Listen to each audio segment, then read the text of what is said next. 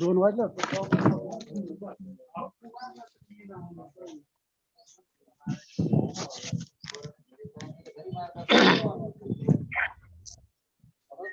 शेंडी मला वाटलं शेंडी दिसली मला मग म्हणून मला आदेश काही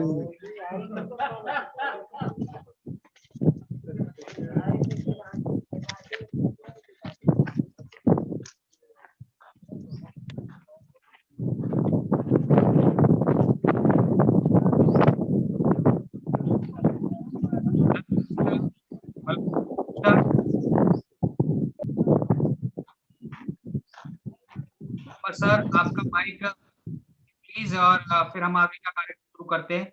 रविंद्र सर। हाँ सर। माइक आप प्लीज आपका म्यूट कीजिए, फिर हम अपना कार्यक्रम की शुरुआत कर देंगे।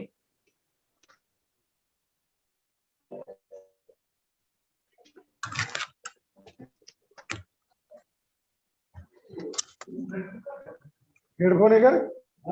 हेडफोन पण चांगला आहे की उघड सर हे दिसय पण ते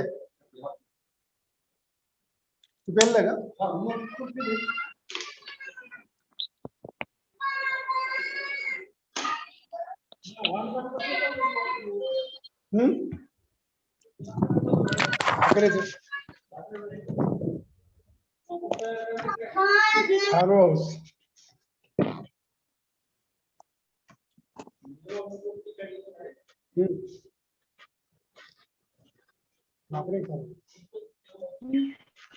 काय सांगितलं विचारू ना हजार म्हणतो 800 850 जे हजार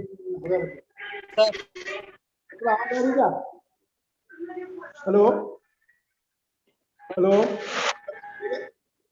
नमस्कार। प्लीज माइक को म्यूट करें।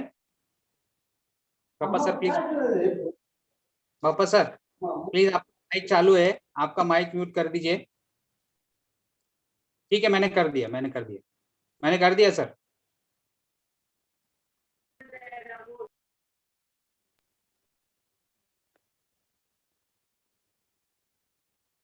चलिए तो हम शुरू कर लेते हैं। ऑनलाइन योगा वीडियो कंपटीशन का आज उद्घाटन है और साथ ही साथ हम विश्व योगा दिवस आज मनाने जा रहे हैं, क्योंकि आज है 21 जून और 21 जून 2021 21 और 21 का संयोग आज हमारे साथ में जुड़ गया है। तो हमें योग के बारे में जानकारी देने के लिए, हमें जागरूक करने के लिए हमारे साथ जुड़े हैं मुंबई से हमारे प्रमुख वक्ता डॉक्टर बलवंत सिंह जी। बलवंत सिंह सर का मैं महाविद्यालय की ओर से स्वागत करता हूं। और विशेष बात ये है कि हमारा जो ये आज का कार्यक्रम है, इस कार्यक्रम की रूपरेखा कुछ इस तरीके से है कि श्री संत रामदास कॉलेज घनसांगवी और Vasantrao Shinde arts college Tembhurni district Solapur और Shiv Chhatrapati art college Pachora district Aurangabad, SBD Mahila महाविद्यालय धामपुर बिजनौर और JES महाविद्यालय जालना, इनके संयुक्त प्रयास से आज परिवार, योग और फिटनेस इस विषय पर जन जागृति करने के लिए हमारे साथ मुंबई से डॉक्टर बलवंत सिंह जी उपस्थित हैं।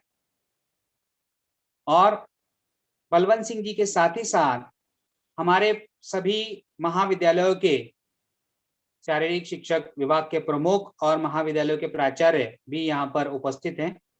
साथ ही साथ जो अलग अलग क्षेत्रों से जुड़े हुए लोग जो अभी हमारे साथ जुड़ते जा रहे हैं, उनको भी मैं उनका वेलकम करता हूं और इस कार्यक्रम की छोटी सी एक प्रस्तावना करता हूं।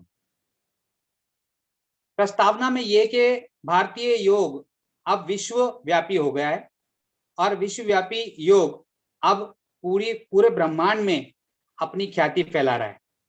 इसका जो एग्जाम्पल है वो हम हमेशा देखते हैं कि आज योग इतना ज्यादा प्रचलित हो गया है कि घर घर में योग हो रहा है और उसका प्रचार प्रसार भी उसी माध्यम से होता जा रहा है। लेकिन योगा शरीर और मन को यूनाइट करने वाली एक क्रिया है। इसके अलावा भी योग हमारे लिए बहुत महत्वपूर्ण है। योग का मतलब ही है यूनाइट, यानी जोड़ना, एक दूसरे को जोड़ना, तन मन को जोड़ना, अपने आप को विश्व से जोड़ना। ये सब योग के चमत्कार के द्वारा हो सकते हैं। बीते 2 सालों से हम लोग किसी न किसी तरीके से कोविड की समस्याओं से गुजर रहे हैं और इस कोविड के महामारी के काल में हम लोग सिर्फ और सिर्फ योगासन और शारीरिक व्यायाम क्रियाओं के द्वारा अपने आप को तंदुरुस्त रखने में मदद कर पाए हैं। तो ये सब संभव जो है सिर्फ योग से हुआ है। इसी बात को ध्यान में रखते हुए हमारे महाविद्यालय के साथ संलग्नित और जो महाविद्यालय हैं उनसे चर्चा करके आज का ये पावन दिन हमने चुना है। और आज के इस पावन दिन के पीछे एक और कहानी है, और कहानी है ऑनलाइन योगा वीडियो कंपटीशन की। तो हमने ऑनलाइन योगा वीडियो कंपटीशन भी पिछले वर्ष की तुलना में इस बार बहुत ही बड़े पैमाने पर लिया है और मुझे बताकर बहुत खुशी है कि आप देश भर के योगा करने वाले विद्यार्थियों को इनके वीडियो के माध्यम से देखने वाले हैं। तो मैं ज्यादा समय ना लेते हुए आज के जो हमारे गेस्ट हैं श्री बलवंत सिंह जी, उनका परिचय देने के लिए डॉक्टर रविंद्र कुनले सर को मैं बुलाऊंगा। Thank you sir. आजच्या या 7th इंटरनॅशनल योगा डेच्या निमित्ताने आपणास मार्गदर्शन करण्यासाठी उपलब्ध असलेले आणि जे या क्षेत्रात कार्यरत असलेले उत्तम मार्गदर्शक, ज्यांच्याकडे या क्षेत्रातील फार मोठा अनुभव आहे असे आणि त्यांच्या अनुभवाचा फायदा आपणा सर्वांना नक्कीच होणार असून असे जे व्यक्तिमत्व आहे ते डॉक्टर बलवंत सिंह यांचा परिचय मी थोडक्यात करून देत आहे सर।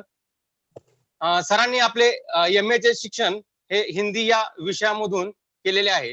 त्यांनी MPED आणि PhD हे फिजिकल एज्युकेशन या विषयामधून केलेले आहे। तसेच सर स्कूल ऑफ योगा या फील्ड मध्ये डायरेक्टर म्हणून कार्यरत आहेत। तसेच ते entire research and international research journal यामध्ये एडिटर इन चीफ म्हणून ही काम पाहत आहेत। तसेच global human research and welfare society याचे सचिव म्हणून ते सध्या काम पाहत आहेत आणि इंटरनॅशनल योगा फाउंडेशन या संस्थेतही सचिव म्हणून काम पाहतात। असे हे अनमोल मार्गदर्शक ज्यांचा आपणा सर्वांना फारच अनमोल असे मार्गदर्शन राहणार आहे, अशा सरांचं मी यामध्ये स्वागत करीत आहे। यानंतर आपल्या विठ्ठलराव शिंदे कला महाविद्यालयाचे प्राचार्य डॉक्टर महेंद्र कदम सर यांना मी विनंती करतो की त्यांनी आम्हाला थोडक्यात मार्गदर्शन करावे। नमस्ते, मैं principal doctor Mahendra Kadam from Vitthalrao Shinde arts college Tembhurni. Today we are organizing the International Yoga Day. So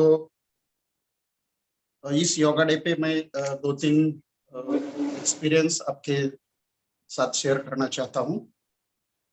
उसमें से एक बहुत महत्वपूर्ण चीज ये है कि आजकल जो कोरोना की स्थिति पूरी दुनिया में है, उस स्थिति के कारण जो अलग अलग आजार हमारे सामने आए हैं, तो उस दिनों में योगा या एक्सरसाइज का महत्व बहुत बढ़ गया है।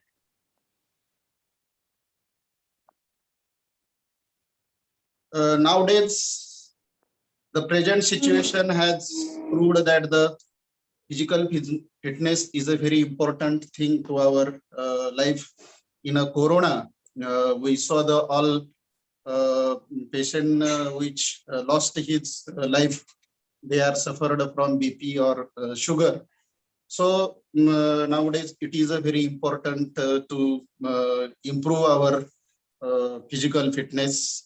In a day, minimum 1 hour we spend on our physical fitness or exercise. Yoga has a long history in India. Yoga is a proved physical science, and in our world, our India gives a very scientific and very useful for physical fitness व्यायाम for worlds. So मैं आप सबको विनती करता हूं कि इस आज के दिन के अवसर पर, ये सिर्फ आज का ही दिन नहीं करने का है, हर दिन हमारा 1 तास तो उनमें से physical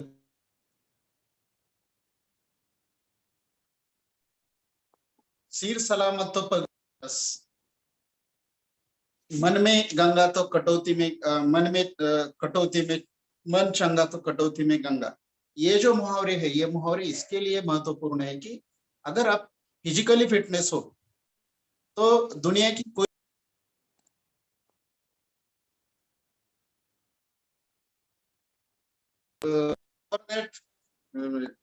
we want to spend our 1 hour in a day for yoga day.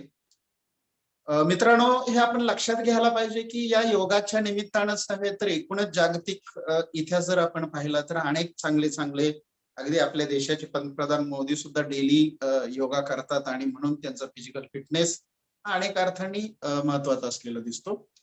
केवळ योगाच नव्हे तर suppose we wants to attach a gym, we wants to go for a gym, you do it. Suppose we want to play some plays or some games in the ground, we go there and enjoy our life. Our life is very short, friends. इतना छोटा है अपना जीना, इतना इस corona ने इतना छोटा कर दिया है कि आज का दोस्त कल नहीं रहता है। मेरे गांव के मेरे करीब और मेरे खूब नजदीक के दोस्त, 3 दोस्त अचानक ही कोरोना के वास्ते उनका देहांत हो गए। तो मैं आपको ये सलाह देना चाहता हूँ, मैं आपको ये बताना चाहता हूँ कि कोई ना कोई बहाना न बना के दिन में किमान 1 घंटा अपने खुद के लिए देना चाहिए। अगर आप 1 घंटा या आधा घंटा योगा करेंगे या आपको जो भी पसंद है वो एक्सरसाइज करेंगे तो मुझे लगता है कि कोई बीमारी आपके पास नहीं आ सकती। अगर आपके पास कोई बीमारी नहीं आई तो हम किसी को भी लढणे के लिए तयार रहते हैं। या दुनियेमध्ये तुमच्याकडे केवळ पैसा असून चालत नाही। रतन टाटा एके ठिकाणी असं म्हणतात, ते फार महत्वाचं आहे की 80व्या वर्षी 60व्या वर्षी माझ्याकडे 4 व्हीलर आली, 60व्या वर्षी माझ्याकडे विमान आलं, पण जर मला बसण्यासाठी माझे कंबर तयार नसेल, माझे गुडघे तयार नसतील, शरीर तयार नसेल तर त्या ऐश्वर्याचा कोणताही उपयोग असणार नाही।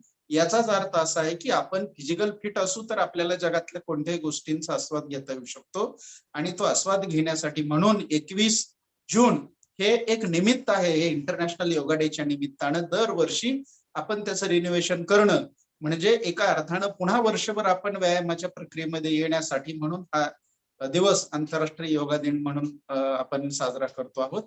तर या दिवसाच्या निमित्तानं आपण सरांचं व्याख्यान ऐकावं। जालना महाविद्यालय असतील, उत्तर प्रदेश मधील महाविद्यालय असेल किंवा आमचं महाविद्यालय असेल, आमच्या काही महाविद्यालयातले आणि इतर महाविद्यालयातील लोक या वेबिनारला अटॅच आहेत, त्यांनीही आपला मेसेज, त्यांनीही आपलं हे मार्गदर्शन आपल्या विद्यार्थ्यांच्या पर्यंत, नातलगांच्या पर्यंत पोहोचवावं अशी मी सर्वांना विनंती करतो आणि मी इथं थांबतो. धन्यवाद. Welcome to all of you. Thank you.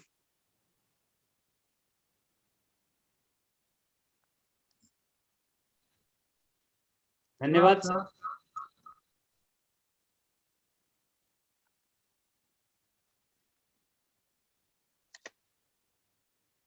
बोलने sir. Next principal address.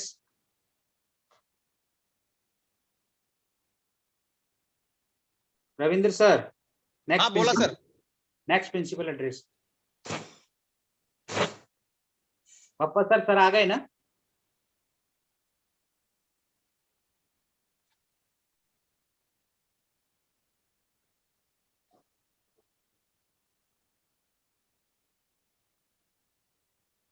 Sir next principal का नाम बताइए sir. Ravindra sir. Pardesi sir ना. हाँ परदेसी सर. पप्पा सर परदेसी सर आए, ज्वाइन हो गए.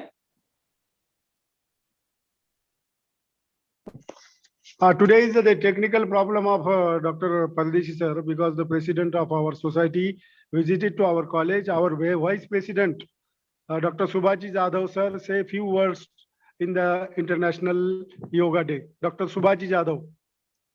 Okay. Dr. Subhaji Jadhav, I request to Principal Subhaji Jadhav sir, please say a few words in this International Yoga Day. Dr. Subhaji Jadhav. सर्वांना नमस्कार.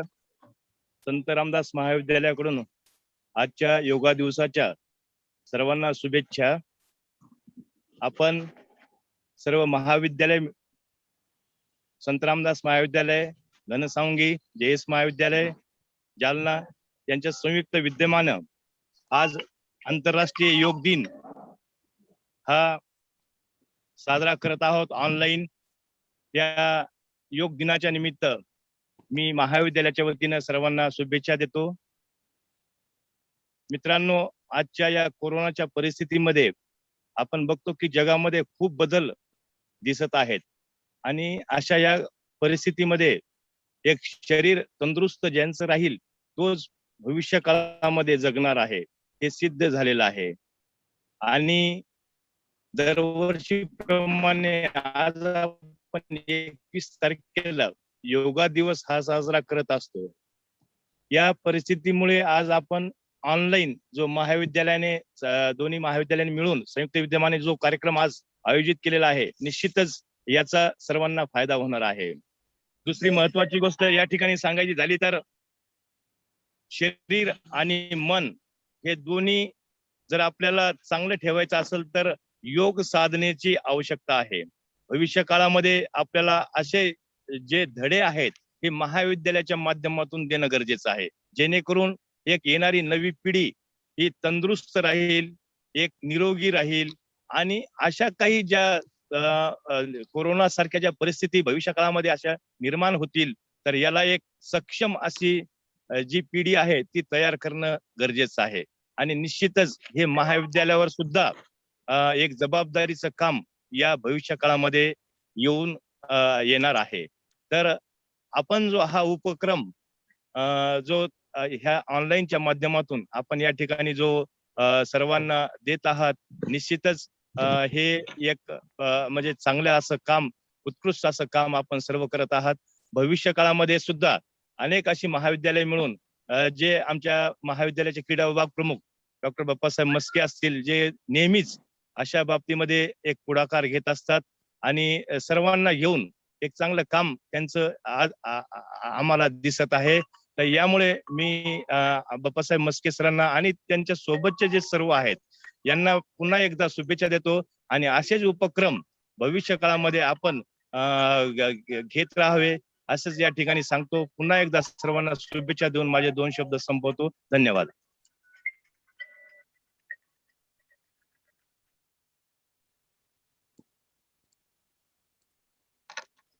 धन्यवाद sir. खूप आभार सर तुमचा. आता आजचे जे वक्ता आहे आणि ते आपल्या सोबतच आहे, आपल्याला त्यांनी ऐकलेलं आहे. आता आपण त्यांना ऐकूया. आपले महानुभाव डॉक्टर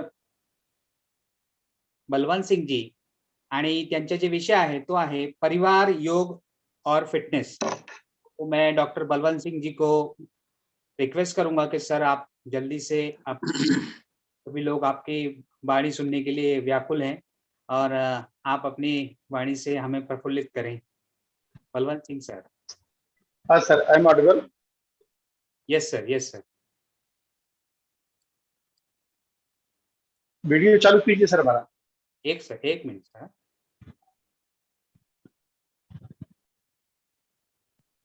सर आप चालू कीजिए आपका वीडियो जी। Thank you, sir.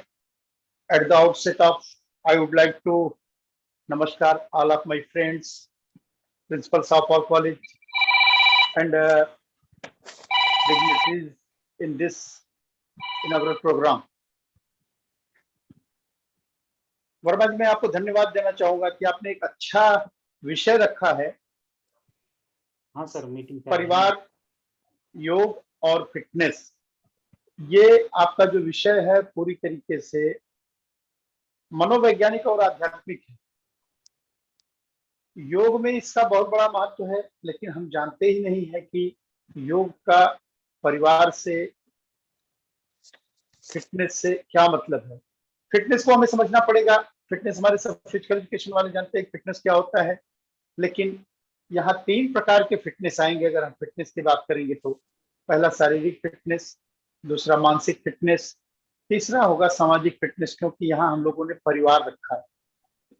परिवार को परिभाषित करने जाएंगे तो family is the smallest unit of the society.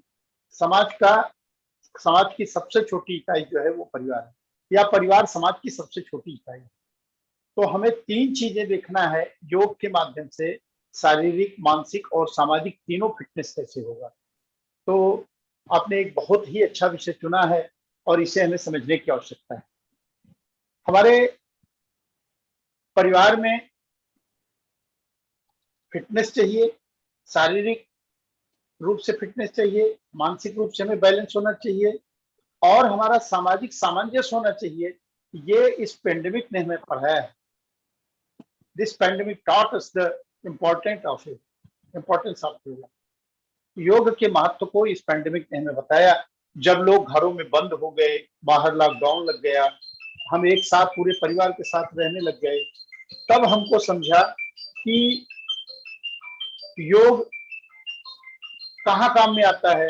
और हम साथ में घर में बंद हो जाएंगे तो हमें मानसिक रूप से, शारीरिक रूप से कैसे अपने आप को संतुलित रखना है, बैलेंस करना है। इस पैंडेमिक में हम लोगों ने इस बात को सीखा है और इसके महत्व को समझा है, योग के महत्व को समझा है। तो मित्रों, मैं बड़े दावे के साथ कहना चाहता हूं,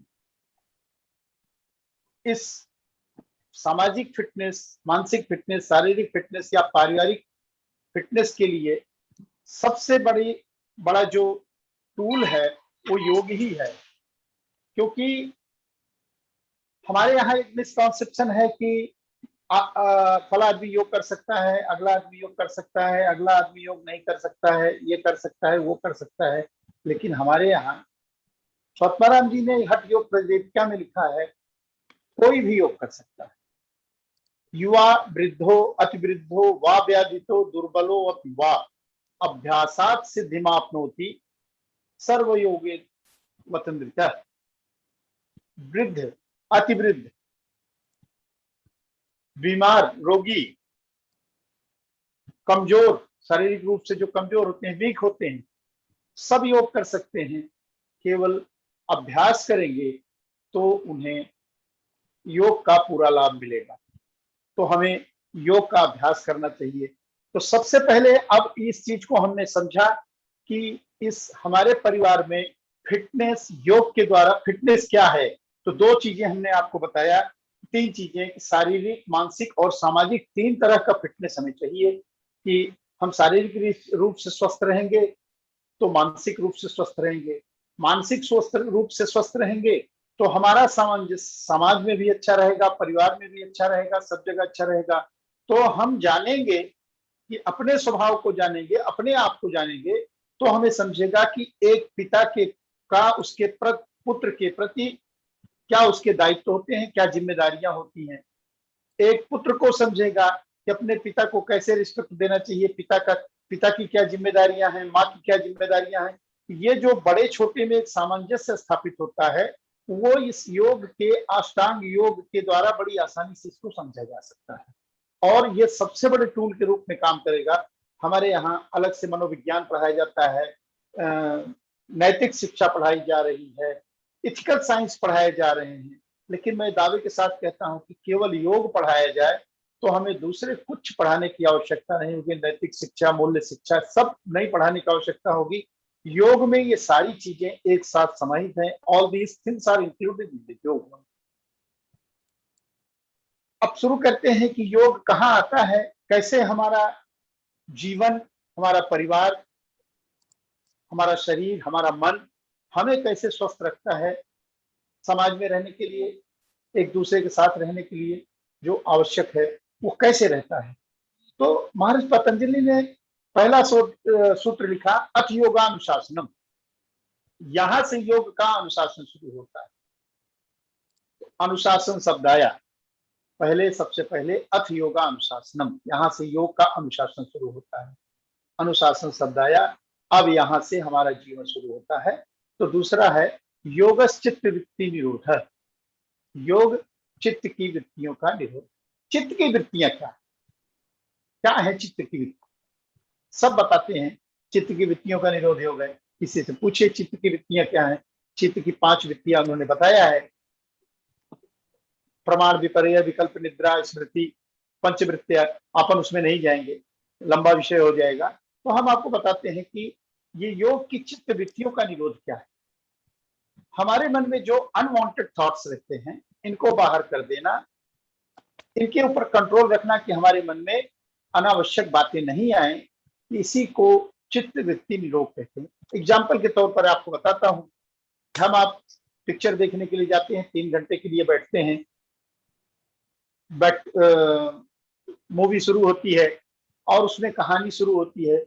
वो कहानी आपके जीवन में जहां कहीं स्पर्श कर जाती है, जहां टच होती है, आपका माइंड तुरंत वहां से अपनी पूर्व घटनाओं को, दूसरी घटनाओं को, भविष्य की घटनाओं को, भूत की घटनाओं को साथ में पकड़ लेता है और हम उसके बारे में सोचने लगते हैं। मूवी सामने चल रही है, हमारी आंखें देख रही हैं, लेकिन हमारे मन में दूसरी कहानी चालू हो जाती है अपने जीवन से जुड़ी। ये हमारी चित्त की वृत्तियां हैं। इन वृत्तियों पर हमें कंट्रोल कैसे रखा जाए कि हम मूवी देख रहे हैं तो मूवी ही देखें। ये केवल मूवी देखने में नहीं होता है। हम लोग तो शिक्षक हैं, यहाँ कुछ विद्यार्थी भी होंगे, वो जब एक लेक्चर ले रहा होता है तो वो पढ़ा रहा होता है और हमारा दिमाग निकल करके बाहर चला जाता है, मार्केट में चला जाता है, ग्राउंड पे चला जाता है, कहीं चला जाता है दूसरी जगह, और उतनी देर की पढ़ाई हुई चीजें हमें समझ में नहीं आती। तो अगर हमारे चित्त की वृत्तियों का निरोध हो जाएगा, हमारे मन पर हमारा कंट्रोल रहेगा, तो निश्चित रूप से हम जो चीज देख रहे हैं, जो सुन रहे हैं, जो अध्ययन कर रहे हैं या जो अध्यापन कर रहे हैं, वो हमारे पूरे तरीके से हमारे मन में बैठ जाएगा, वो कॉन्सेप्ट हमारे मन में क्लियर हो जाएगा। ये चित्त की वृत्तियों का निरोध है। अब ये चित्त की वृत्तियों का निरोध आपके परिवार को कैसे गड़बड़ करता है? किसी ने, प्रिंसिपल ने प्यून को डांट दिया, या प्रिंसिपल ने वाइस प्रिंसिपल को या किसी एडमिनिस्ट्रेटर को डांट दिया, उसने उनके सुपरवाइजर को डांट दिया, सुपरवाइजर ने चपरासी को डांट दिया। चपरासी जाकर के घर में झगड़ा करेगा, अपनी बीवी से झगड़ा करेगा, उसकी बीवी बच्चों के ऊपर गुस्सा उतारेगी। अब ये बात कहाँ की थी और इससे परेशान, इससे अफेक्टेड कितने लोग हो रहे हैं? एक प्रिंसिपल से शुरू हुआ और प्यून के घर में बच्चों के पास, सिपाही के घर में बच्चों के ऊपर ये प्रताड़ना जा रही है। ये चित्त की वृत्तियां जब हमारे मन में इस टाइप की होगी, उन पे हमारा पूरी तरीके से कंट्रोल नहीं होगा, तो निश्चित रूप से हमारा सामाजिक और मानसिक स्थिति हमारी अच्छी नहीं रहेगी। इस पेंडेमिक में यही हुआ, लोग अपने रोजगार को लेकर के, अपने व्यापार को लेकर के, अपने कैरियर को लेकर के, सामाजिक स्थिति, आर्थिक स्थिति, इन सब को लेकर के एक चिंता में पड़े हुए थे, एक सोच में पड़े हुए थे, जिसकी वजह से सब परेशान रहते थे और घर में छोटी छोटी घटनाएं घटती थी, बच्चे होते थे, बीवी होती थी। इस पेंडेमिक ने सिखाया हमें कि घर में रहना है, बंद होकर रहना है, तो हमें कैसे रहना है, कैसे सामंजस्य स्थापित करके रहना है। तो मानसिक रूप से ये दो विषय है यहाँ, एक तो मनोविज्ञान का विषय है और दूसरा अध्यात्म का विषय। दोनों विषयों को लेकर के ये आपका जो टॉपिक है ये पूरा होता है, जो वर्मा जी ने रखा है कि शारीरिक पारिवारिक योग और फिटनेस। तो पारिवारिक योग और फिटनेस में अगर चित्त की वृत्तियों पे आपका कंट्रोल है, आपका नियंत्रण है, तो निश्चित रूप से आप समाज में आप शारीरिक रूप से भी स्वस्थ होंगे, मानसिक रूप से स्वस्थ होंगे और आपके आसपास रहने वाले लोग भी स्वस्थ होंगे, शारीरिक रूप से, मानसिक रूप से आपसे प्रसन्न भी रहेंगे। एक अच्छा सामाजिक जीवन हम लोग जी सकते हैं। अब इसे हम देखेंगे कि ये अष्टांग योग से कैसे इसको कंट्रोल किया जा सकता है। तो ये सारा पूरा योग जो है, ये आसन और प्राणायाम भी जो है, ये केवल शरीर तक नहीं है, ये इसीलिए है कि हम चित्त की वृत्तियों को कैसे निरोध करें। हमारे मन में जो अनवांटेड थॉट्स आते हैं, हमारे मन में जो स्टॉर्म आता है, हमारे मन में जो एक तूफान आता है, हम क्रोध से आग बबूले हो जाते हैं, वो कैसे होता है। तो हमारे मन में स्टॉर्म कैसे आता है, तूफान कैसे आता है, चक्रवात कैसे आता है कि एक आदमी के प्रथम किसी कारण से ईर्ष्या हो गई। अब उस कारण से, ईर्ष्या होने के कारण से जब भी उस आदमी का उसकी कोई चर्चा हो गई, उसकी कोई बात हो गई, उसकी कोई कहानी हो गई, उसका कोई प्रमाण मिल गया, हमारे मन में उसके प्रति आग जल जाती है। उसका ऐसा करेंगे, वैसा करेंगे, ये करेंगे, वो करेंगे। वो आदमी सामने नहीं है, आपके विचारों को जान भी नहीं रहा है कि आप उसको क्या कह रहे हैं, उसको गालियां दिए जा रहे हैं, उसको गलत बात बोले जा रहे हैं, उसका उससे कोई संबंध नहीं है, वो जान भी नहीं रहा है हमारे बारे में आप क्या सोच रहे हैं। ये सारा नुकसान अपना होता है, स्व का होता है। तो योग जो है हमें इन्हीं चीजों से, ईर्ष्या, द्वेष भरे विचार, चिंता, अनावश्यक विचारों से हमें बचाता है। और अगर हमारा ये विचार जो है, अगर इन विचारों से हम बच जाएं तो हमारा शारीरिक लाभ भी बहुत होता है। शारीरिक लाभ कैसे होता है कि हमारा जो मस्तिष्क है, शरीर में जितना ब्लड है, जितना भी रक्त है, उसका 20% रक्त आपके माइंड को चाहिए। अब अगर आप वो ज्यादा काम, ये किसके लिए है, जो स्वस्थ दिमाग है, जो हेल्दी माइंड है, उसके लिए। अगर आपका माइंड स्वस्थ है तो 20% चाहिए। अब आप ज्यादा सोच रहे हैं, अनावश्यक ईर्ष्या कर रहे हैं, द्वेष कर रहे हैं, उसमें चले जा रहे हैं, तो उसको ज्यादा ब्लड लगता है। जब वो ज्यादा ब्लड लगेगा तो वो जो ब्लड की पूर्ति ब्रेन को ज्यादा होगी, वो आपके शरीर के किसी दूसरे अवयव से जा करके वहां पूरी होगी, किसी दूसरे पार्ट से, किसी दूसरे ऑर्गन से जाएगी। तो आपको साइकोसोमेटिक डिजीज होता है, जिसको आयुर्वेद की भाषा में मनोकायिक बीमारियां कहते हैं। इसीलिए देखिए आज की डेट में स्पॉन्डिलाइसिस, हार्ट का प्रॉब्लम, डायबिटिक, इस तरीके की तमाम सारी बीमारियां इन 15-20 सालों में, 30 सालों के बाद तेजी से बढ़ी है। इतना पहले समाज में ये बीमारियां नहीं थी, क्योंकि हमारी आवश्यकताएं बढ़ गई हैं, हम सोचते ज्यादा हैं, जिसकी वजह से ये प्रॉब्लम हमें हो रहा है कि हमारे शरीर में लगने वाला ब्लड दूसरी जगह भिजवा जाए, वो ब्रेन को ज्यादा जा रहा है, तो दूसरे जो पार्ट हैं उनको वो ब्लड की सप्लाई, वो खुराक नहीं मिलती है। तो योग हमें इसी से बचाता है। हम आसन करते हैं तो हमको लगता है आसन करके हमारी शरीर अच्छी हो जाएगी। ठीक है, शरीर अच्छी हो जाएगी, लेकिन ये पूरा अष्टांग योग जो है, इसको आप पढ़ेंगे कि आपके मन के द्वारा शरीर को स्वस्थ करता है। हम इस अष्टांग योग में यम नियम से लेकर के धारणा, ध्यान, समाधि तक उनका पूरा जो एम है, पूरा उद्देश्य है, वो आपके मानसिक रूप, आपके मानस को स्वस्थ करना है।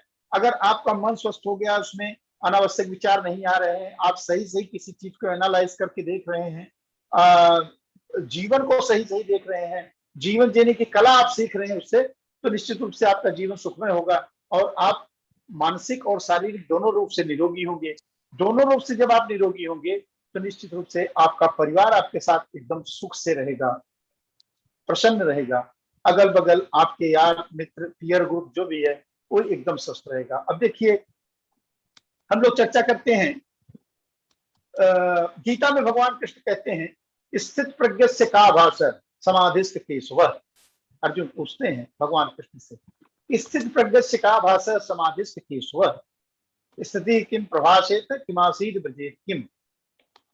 बड़ी सुंदर बात कहते हैं, पूछ रहे हैं ये स्थित प्रज्ञस्य का भाषा, ये स्थित प्रज्ञस्य कैसे होती है, स्थित प्रज्ञ लोग कैसे होते हैं, one who attain the divine, one who transcendental, कैसे लोग होते हैं, ये कैसे होते हैं, इनके लक्षण क्या हैं, इनके सिम्टम्स क्या हैं, इनको समाधि हो रही है, इनको ध्यान हो रहा है, इसके लक्षण क्या हैं।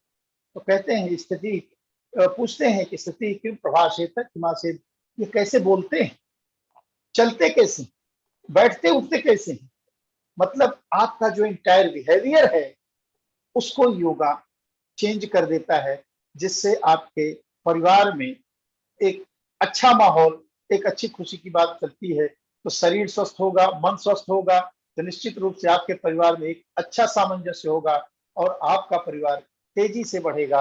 अगर पढ़ने वाले बच्चे हैं तो अध्ययन अच्छे से करेंगे, कमाने वाले बच्चे हैं तो पूरे परिवार में अच्छा धन कमाएंगे, तो पूरा जीवन आपका सुखमय रहेगा।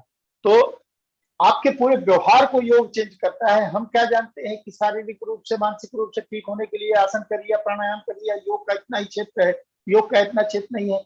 आपकी इंटायर लाइफ, टोटल जीवन, पूरा आपका पूर्ण जीवन, जीवन जीने की पूर्ण शैली, living style, everything change by the practicing of it. You can change your entire life. हम तो केवल हैप्पीनेस की बात करते हैं। My dear friends, happiness, harmonious, happiness, harmony is a byproduct of yoga. Main aim of yoga is liberation, salvation. इसको मोक्ष कहते हैं, मुक्ति कहते हैं। योग हमको उधर ले जाता है। तो मुक्ति क्या है? मुक्ति का मतलब मर जाना नहीं होता है, निर्वाण का मतलब मरना नहीं होता है, मोक्ष का मतलब मरना नहीं होता है, समाधि में जाके सोना नहीं होता है। आप ये जो आपके मन में अनवांटेड विचार हैं, ईर्ष्या है, द्वेष है, कपट है, इस टाइप की जो आपकी आदतें हैं, इससे आप मुक्ति पा जाते हैं। तो सारे व्यक्ति आपको अपने लगने लगते हैं। आगे हम आपको अष्टांग योग में इसकी बातें बताने के लिए तैयार हैं, बताएंगे। तो पहला जो अष्टांग योग में पहला जो है वो यम है। तो यम क्या है? यम सोशल कोड ऑफ कंडक्ट, समाज में हमें कैसे जीना है वो सिखाता है। उसमें पहली चीज कहा गया अहिंसा। अहिंसा का मतलब क्या? किसी का मर्डर कर देना ही हिंसा है। हिंसा केवल मर्डर कर देना है नहीं, किसी को गलत बात बोल देना, किसी के साथ गलत व्यवहार करना, मन से, कर्म से, वचन से, ये सारी चीजें हिंसा में। आपने किसी बच्चे को डांट दिया, अनावश्यक डांट दिया, वो दुखी हो गया, आपके द्वारा हिंसा हो गई।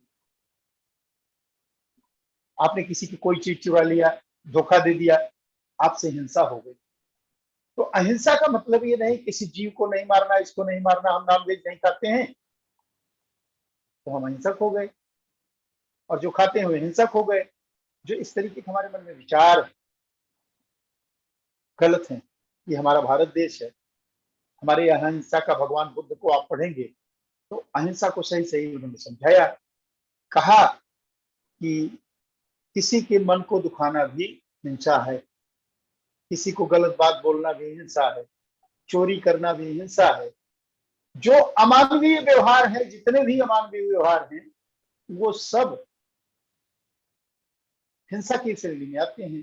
तो आप अगर अमानवीय व्यवहार नहीं करेंगे तो निश्चित रूप से समाज में आप बड़ी अच्छी जिंदगी बिताएंगे। दूसरा है सत्य। सत्य ही तो सब कुछ है। अगर आप सत्य बोलेंगे, थोड़ा आप परेशान हो सकते हैं, क्योंकि सत्य बोलना, सत्य पर चलना ये बड़ा कठिन काम है, बहुत कठिन काम है। पूरे शास्त्र कहते हैं कि सत्य पर चलो, लेकिन बहुत कठिन काम है। लेकिन अगर आप इसका जितना % ज्यादा में पालन करेंगे, आप 80% कर रहे हैं, 90% पालन सत्य का कर रहे हैं, 100% कर रहे हैं, 100% भी करना तो बड़ा कठिन है, लेकिन जितना % में इसका ज्यादा पालन करेंगे उतना ज्यादा आपका जीवन सुखमय है। तो सुखी जीवन होने के लिए, स्वस्थ जीवन जीने के लिए आप सत्य बोलिए। सत्य बोलने वाला व्यक्ति आपको कभी भी दुखी नजर नहीं आएगा। उसके अंदर ऐसे हार्मोन्स सेक्रेट होते हैं, उनके जो एंडोक्राइन ग्लैंड्स से जो हार्मोन्स सेक्रेट होते हैं वो खुशी के हार्मोन सेक्रेट होते हैं। हैप्पीनेस हार्मोन सेक्रेट होते हैं, उनके अंदर जल्दी से कॉर्टिसोल सेक्रेट नहीं होता है। उसके बाद है अस्तेय। अस्तेय का मतलब है चोरी करना। तो सब हम आप सब जानते हैं चोरी करना पाप है, तो चोरी करना किसी की जेब से पैसा निकाल लेना ही चोरी नहीं होती है। हमने किसी को गलत बात बताया, किसी के साथ धोखा का व्यवहार कर दिया, ये सारी चीजें चोरी के अस्तेय में आती हैं। कि अस्तेय का आप पालन करेंगे अच्छे से, कि आप किसी के साथ कोई भी इस तरीके का व्यवहार न करें जिससे वो ये समझे कि सामने वाला हमें धोखा दे दिया है, गलत कर दिया। इसी को अस्तेय कहते हैं। अगला है ब्रह्मचर्य। ब्रह्मचर्य को हमारे यहाँ जनरल भाषा में हम लोग उसको केवल सेक्स से समझते हैं, लेकिन ब्रह्मचर्य केवल सेक्स नहीं है। सेक्स उसका एक पार्ट है, उस चीजों पे कंट्रोल रखना चाहिए आदमी को। और आज आप देख रहे हैं कि अगर इस पर कंट्रोल नहीं है तो समाज में क्या दशा होती है। इस पर आप कंट्रोल करेंगे तो ब्रह्म का आचरण ब्रह्मचर्य। ब्रह्मचर्य केवल सेक्स नहीं है कि हमने सेक्स नहीं करता, हमने शादी नहीं किया और हम तपस्या के लिए निकल गए तो हम ब्रह्मचारी हो गए, ऐसा नहीं होता है। ब्रह्मचारी का मतलब होता है जो ब्रह्म का आचरण करे, जिसके जीवन में संयम हो, जिसके जीवन में अनुशासन हो। समय से वो कितने बजे उठता है, कितने बजे सोता है, क्या खाता है, कैसे रहता है, क्या क्या काम करता है दिन भर में, किस तरीके का व्यवहार करता है, सारी चीजें ब्रह्मचर्य की कोटि में आती है। ये सेलिब्रेसी इसको इंग्लिश में ट्रांसलेट कर दिया, जिसकी वजह से हमारे मन में इसके प्रति गलत धारणाएं बन गई। लेकिन ब्रह्मचर्य का मतलब केवल सेक्स, कंट्रोल ऑफ सेक्स नहीं होता है। तो ब्रह्मचर्य का मतलब है कि आपके जीवन में अनुशासन हो, और अनुशासन भी कैसा हो कि सुबह सो करके उठने से लेकर के शाम को रात तक आपने कैसा कैसा व्यवहार किया, क्या क्या काम किया, उसमें एक अनुशासन होगा तो निश्चित रूप से आप ब्रह्मचारी। अपरिग्रह। अपरिग्रह का अर्थ है कि अनवांटेड चीजों को इकट्ठा करना, अनावश्यक चीजों को इकट्ठा करना। आप जितनी अपनी जरूरत बढ़ा लेंगे उतना आप मानसिक रूप से विक्षिप्त रहेंगे। जितना कम से कम चीजों में आप अपने काम को चलाएंगे उतना ज्यादा आप मानसिक रूप से स्वस्थ रहेंगे। तो मानसिक रूप से स्वस्थ रहने के लिए एक सबसे बड़ा टूल हमारे हाथ में है कि हमें कम से कम वस्तुओं में अपने जीवन को यापन करना, कि हम कैसे कम से कम वस्तुओं में जिएंगे तो हम सुखी रहेंगे। आप देखिए हमारे घर में तमाम सारी मशीनें हो गई, कपड़ा धोने की मशीन हो गई, मसाला पीसने की मशीन हो गई, हम गाड़ियों पे चलने लग गए, सब हो गया। रोज उसमें से कहीं ना कहीं कोई ना कोई प्रॉब्लम आता रहता है। नहीं कुछ आएगा तो इलेक्ट्रिक की बिल आ जाएगा, 2 दिन उसके लिए परेशान हो। आज एक मशीन बिगड़ गई, उसको लेके बाजार जाओ, मैकेनिक मिला, बनी नहीं बनी, आप उसको लेकर के परेशान रहेंगे। तो ये सारी चीजें हमें मानसिक रूप से स्वस्थ बनाती है, हमारे मन को एकाग्र करती है, हमारे अंदर एक आत्मानुशासन पैदा करती है। तो अगर सोशल कोड ऑफ कंडक्ट आप देखेंगे तो निश्चित रूप से इन चीजों का अगर आप अच्छे से पालन करते हैं तो आपको देख करके परिवार आपका इसका पालन करेगा। तो निश्चित रूप से शारीरिक, मानसिक और सामाजिक तीनों प्रकार की फिटनेस, तीनों प्रकार के बैलेंस, तीनों प्रकार का नियंत्रण आपके परिवार में रहेगा। मैं वर्मा जी को फिर से धन्यवाद देता हूं कि लोग इस तथ्य तक सोच ही नहीं पाते हैं कि परिवार, योग और फिटनेस, जबकि पूर्ण योग के एम को देखने जाएंगे तो निश्चित रूप से यही है कि हम समाज में अच्छे से कैसे रहे, समाज हमारे साथ कैसे अच्छे से रहे, यही योग है पूरी तरीके से। उसके बाद अगला आता है नियम, ये पर्सनल कोड ऑफ कंडक्ट है। शौच, पवित्रता। पवित्रता, हमने गंगा जल से नहा लिया और हम पवित्र हो गए, हमारी तो धारणा यही है। स्वच्छ कपड़े पहन लिए, ये पवित्रता केवल पवित्रता नहीं है। हमें शारीरिक रूप से स्वच्छ होना है, लेकिन हमें मेंटल प्योरिटी की आवश्यकता होती है। हमारा मानस कैसे शुद्ध होगा, इस बात को लेकर के हमें ज्यादा जोर देना चाहिए। मानस का शुद्ध होना मतलब क्या है कि आपके मन में गंदे विचार नहीं आए। किसी ने 10,000 रुपए रखा है तो आपके मन में लालच नहीं। कोई आपसे आगे बढ़ रहा है तो आपको उससे किसी प्रकार के ईर्ष्या, द्वेष का भाव नहीं रखना चाहिए। ये मानसिक पवित्रता है, ये मन की पवित्रता है। तो शरीर से हमने नहा लिया और अंतर का जो हमारा अंतस है उसे शुद्ध करने के लिए हम क्या करते हैं, हमें अभ्यास की आवश्यकता होती है। उसे इंट्रोस्पेक्शन करना पड़ता है, आत्मनिरीक्षण करना पड़ता है कि हमको किस चीज के लिए किसी कोई हमारा एक दोस्त हमारे साथ रहता है, उसका प्रोग्रेस हो गया, ज्यादा हो गया, अच्छे कपड़े पहन लिया है, कर लिया, लेकिन हमारा मन अच्छा नहीं है, तो हमें उसको देखकर ईर्ष्या होने लगी। जो दोस्त है, हमारी सहायता करता है, हमारे साथ रहता है, लेकिन हमारा मन अच्छा नहीं है, तो हम उसको देख के ईर्ष्या करने लगेंगे। अब आपकी जो शुद्धता है, जो शुचिता है, वो यहीं पर दिख जाती है, यहीं पर खत्म हो जाती है। अगला है संतोष। संतोष का मतलब होता है कि हमारे पास सब कुछ है, इसको संतोष नहीं कहते। हमारे यहाँ सेटिस्फैक्शन शब्द, सेटिस्फैक्शन का मतलब होता है कि हमें कोई चीज मिल गई, हमारे पास सब कुछ हो गया, घर हो गया, हम संतुष्ट हो गए। नहीं, ये इच्छाएं बढ़ती रहती हैं। तो संतुष्टि किसे कहते हैं? फिर संतोष यहाँ क्यों कहा गया है? संतोष का मतलब है कि हमें कुछ नहीं चाहिए, ये संतोष है। एक गरीब आदमी सुखी होता है, एक अमीर आदमी जिसके पास करोड़ है, जिसके पास अरब है, वो सुखी नहीं होता है, वो झूठ बोलता है, बेईमानी कर रहा है। आप देखिए, साधु महात्मा हैं जो इस तरीके का अनैतिक काम कर रहे हैं, आश्रमों को चलाने के लिए, अपने प्रचार प्रसार के लिए। संतोष नहीं है। संतोष का मतलब होता है कि आपको कुछ नहीं चाहिए। एक स्वामी राम थे, तो एक बार यूएसए गए, तो उनको सब लोग बादशाह कहते थे। स्वामी राम को बादशाह कहते थे। तो स्वामी राम बादशाह के वहां गए, तो सब लोगों को लगा कि बादशाह आ रहे हैं, किसके पास चांदी का मुकुट होगा, ये होगा, वो होगा। वो गए तो उनके पास केवल एक कॉपीन, कॉपीन का मतलब होता है लंगोटी, केवल एक कॉपीन थी। और उस कॉपीन से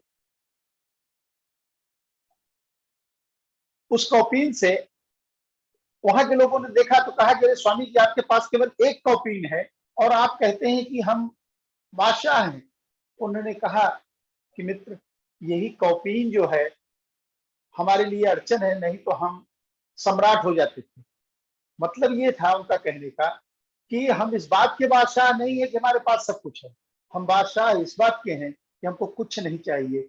तो संतोष की जो एक कंटेंटमेंट की जो एक संकल्पना है मित्रों, ये है कि हमें नहीं चाहिए, मतलब हमें ज्यादा चीजों की आवश्यकता नहीं है, हमें ज्यादा संकलन करके रखने की आवश्यकता नहीं। इसको उन्होंने योग की भाषा में संतोष कहा है।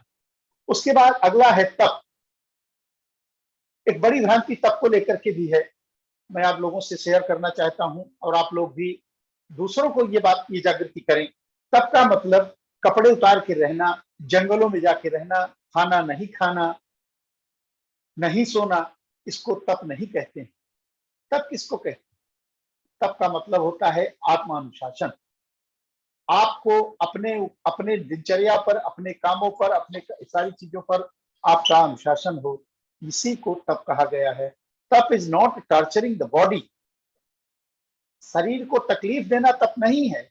हमारे मन में तप का मतलब होता है कि कम से कम कपड़ा पहने हुए ठंडी में खड़ा हुआ आदमी है और एकदम कृष्णकाय बॉडी है उसकी, हम उसको तप कहते हैं। तप का मतलब वो नहीं होता है, ये मिसकॉन्सेप्शन है, ये गलत धारणा है। तो तप का मतलब क्या होता है? तप का मतलब होता है आप अनुशासन। वर्मा जी, हमारी बात सुनाई दे रही है? जी सर, आपकी बात Yes, बिल्कुल yes, सही है। sir, yes, sir. पूरा बात समझ ध्यान, रहे हैं आप लोग ना? जी नहीं तो मैं बोले जा रहा हूँ, लोग समझे नहीं, फिर मजा नहीं आए। हाँ, तो हम लोग तप की बात कर रहे हैं। तो तप का मतलब नॉट टॉर्चरिंग द बॉडी, शरीर को तकलीफ देना तप नहीं होता है। तप का मतलब होता है आत्मानुशासन। आपके कामों पर आपका अनुशासन हो, किस समय हमें योगा करना है, किस समय कितना काम करना है, किस समय बच्चों को देखना है, किस समय पैसा कमाना है, इन सब चीजों के बीच में एक अच्छा एडजस्टमेंट बनाकर के जीना, इसी को तप कहा गया है। क्योंकि तप एक गृहस्थ भी हो सकता है, एक मठ में बैठा हुआ आदमी जो है वो तपस्वी नहीं हो सकता है, लेकिन एक गृहस्थ जो सुबह उठ करके, एक किसान, एक शेतकरी जो सुबह उठ करके अपने खेत में जाता है, काम करता है और वहां से लौट के आता है, भगवान का नाम लेता है, बैठता है, थोड़ी देर प्राणायाम करता है, धारणा करता है, ध्यान करता है, वो सच्चे मानी में वो तपस्वी है, एक परिवार को पाल रहा है और अपनी ड्यूटी कर रहा है। इसको तप कहा गया है। तप का मतलब छोड़ करके जंगल में भाग जाना, अपनी जिम्मेदारियों से मुकर जाना, इसका मतलब तप नहीं होता है। तो अगर आप तप कर रहे हैं किसी चीज का, तो तप जो है एक स्टेप है आपको मुक्ति की तरफ ले जाने का। अब फिर मैं बता रहा हूं, मुक्ति का मतलब मरना, लेट जाना, समाधि में सो जाना, इसका मतलब मुक्ति नहीं होती है। मुक्ति का मतलब है कि आप गंदे विचारों से मुक्ति पा जाएं, आपका जीवन सुखी हो जाए, आपका मानस प्रसन्न हो जाए, इसको उन्होंने कहा। उसके बाद स्वाध्याय कहा। स्वाध्याय का दो स्तर, एक तो पढ़ाई करना स्वाध्याय है कि जो चीजें हम पढ़ते हैं, जैसे हम योग पे बोल रहे हैं तो हम योग के बारे में पढ़ते हैं, कोई बुद्धिज्म पढ़ता है, कोई जैनिज्म पढ़ता है, जो जिसका जो है वो पढ़ते हैं। एक तो स्वाध्याय ये हो गया। दूसरा एक स्वाध्याय हो गया कि स्व अध्याय, अपने आप का अध्ययन करना, हम क्या है। एक 10th ठीक करके एक मैंने स्टोरी पढ़ी थी, उसमें 4 चोर होते हैं, नदी पार करने जाते हैं, 10 चोर होते हैं और 10 पार करने के बाद गिनते हैं, तो जब गिनती करता है तो वो अगले को छोड़ देता है, वो खुद को नहीं गिनता है। 1 2 3 4 9 तक जाते हैं, 9 के बाद एक कम पड़ जाता है। इस कमी को पूरा करने के लिए ऐसे परेशान रहते हैं। सुबह हो जाती है तो कोई एक फकीर पहुंचता है, बोले भाई तुम लोग क्यों खड़े हो यहाँ? बोले हम 10 लोग थे और ये 10 लोग में से 9 ही रह गए, एक आदमी नहीं मिल रहा है। तो उसने गिना तो कहा ये तो 10 के 10 हैं। फिर उसने सबके कान पे मारना शुरू किया और बोला गिनो कितने लोग। सबके कान पे मार के बताया कि 10 लोग। ये संत महात्मा हमको इसी तरीके से जगाते हैं। तो इसका अर्थ ये हुआ कि हम अपनी तरफ गिनती करते ही नहीं। बेईमान कौन? अगला। चोर कौन? अगला। व्यभिचारी कौन? अगला। हम कौन? हम सबसे अच्छे। हम कभी अपना अध्ययन नहीं करते हैं कि हमारे अंदर क्या कमियां हैं। अगर हम उनकी एनालिसिस, सेल्फ एनालिसिस करने लग जाएं, साइको एनालिसिस करने लग जाएं, तो निश्चित रूप से हमारा जीवन बड़ा सुखमय हो जाएगा। तो स्वाध्याय का 2 मतलब बताया। एक तो शास्त्रों को पढ़ना, जैसे हम योगा पे बोल रहे हैं तो हम योगा का अध्ययन करके बोल रहे हैं, और दूसरा अपना खुद का अध्ययन करना, साइको एनालिसिस करना, ये स्वाध्याय का मतलब होता है। उसके बाद अगला आता है ईश्वर प्राणिधान, समर्पण की भावना। जो आप कर रहे हैं उसमें पूरा आपका समर्पण होना चाहिए। अगर आपका पूरा समर्पण होगा तब परफेक्शन इन द एक्शन। योग कर्म सुकौशलम, गीता में भगवान कृष्ण ने कहा कि योग कर्म सुकौशलम, अपनी कार्य को कुशलता पूर्वक करना योग है। तो योग कैसे होगा? जब तक आप अपने कर्मों के प्रति समर्पित नहीं होंगे तब तक योग आपका फलित कभी नहीं होगा। तो आपके साथ रहने वाले, आपका परिवार, आपके अपनी जिम्मेदारियों पे आप अच्छे से नहीं निभाएंगे, उनके प्रति समर्पण नहीं होगा, आप जिस जगह ड्यूटी कर रहे हैं वहां उसके प्रति समर्पण नहीं होगा, तो आपके कार्य में परफेक्शन कभी नहीं आएगा, आप परेशान रहेंगे। तो समाज भी, आपके साथ रहने वाले सारे लोग उससे अफेक्टेड होंगे, सारे लोग उससे प्रभावित होते हैं। अब हम आते हैं शारीरिक लेवल पर आसन।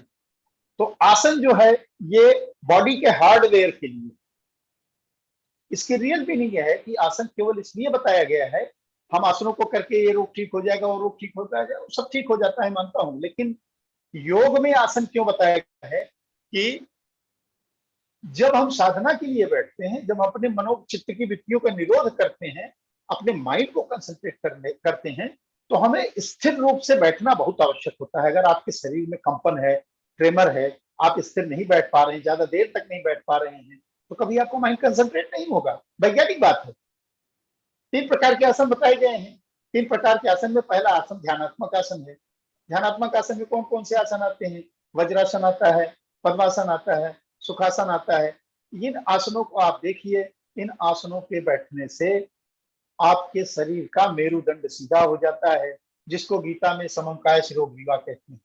शरीर, body, head, neck should be in straight line, एक लाइन में होना चाहिए। ये आसन इसलिए बनाए गए, बड़ी वैज्ञानिक बात है। हमारे ऋषि महर्षि बड़े सुपर साइंटिस्ट थे, बड़े वैज्ञानिक थे वो लोग, तो उन्होंने बताया। तो महर्षि पतंजलि केवल इतना लिखते हैं स्थिर सुखम आसन। इसका 2 अर्थ निकाला जाता है, स्थिरता और सुख, स्टेडीनेस एंड हैप्पीनेस, 2 चीजें, स्थिरता की अनुभूति हो और सुख की।